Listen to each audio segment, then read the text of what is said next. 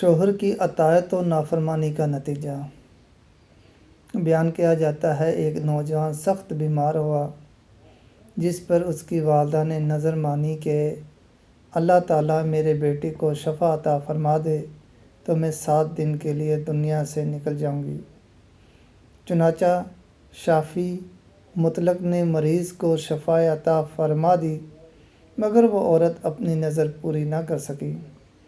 اس کے بعد اس عورت نے خواب دیکھا کہ کوئی بزرگ فرما رہے ہیں، اے خدا کی بندی، تو اپنی نظر پوری کر تاکہ خدا کی باز پرست سے محفوظ رہ سکے۔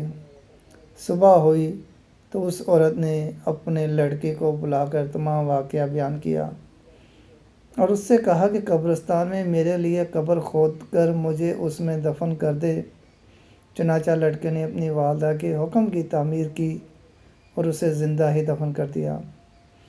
اور اس عورت نے قبر میں دعا کی کہ اے میرے پروردگار، میں نے اپنی وسعت کے مطابق اپنی نظر پوری کر دی، اب تم مجھے قبر کی آفتوں سے محفوظ رکھ۔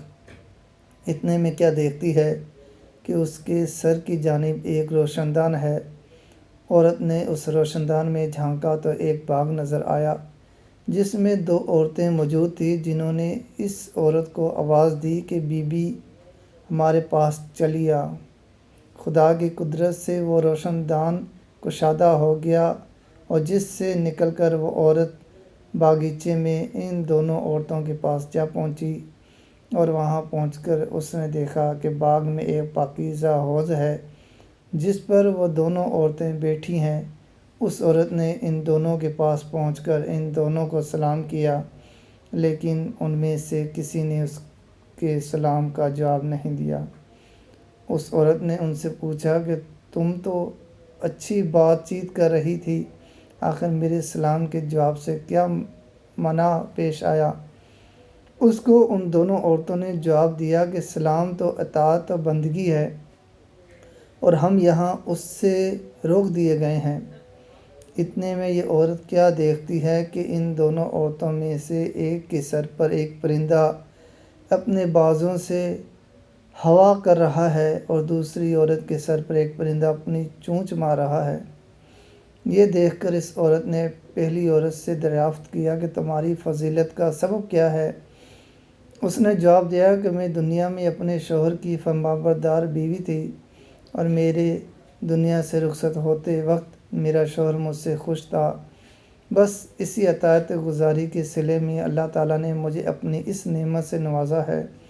پھر اس نے دوسری عورت سے معلوم کیا کہ بی بی، آخر تمہاری اس غفلت کا سبب کیا ہے؟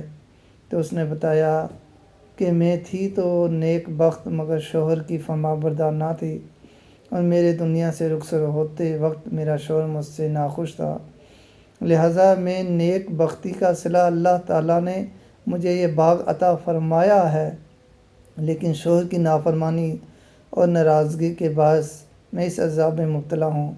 لہٰذا میں تم سے درخواست کرتی ہوں کہ جب تم دنیا میں واپس جاؤ تو میرے شوہر سے میرے لیے سفارش کرنا، ممکن ہے کہ وہ مجھے معاف کر دے اور راضی ہو جائے۔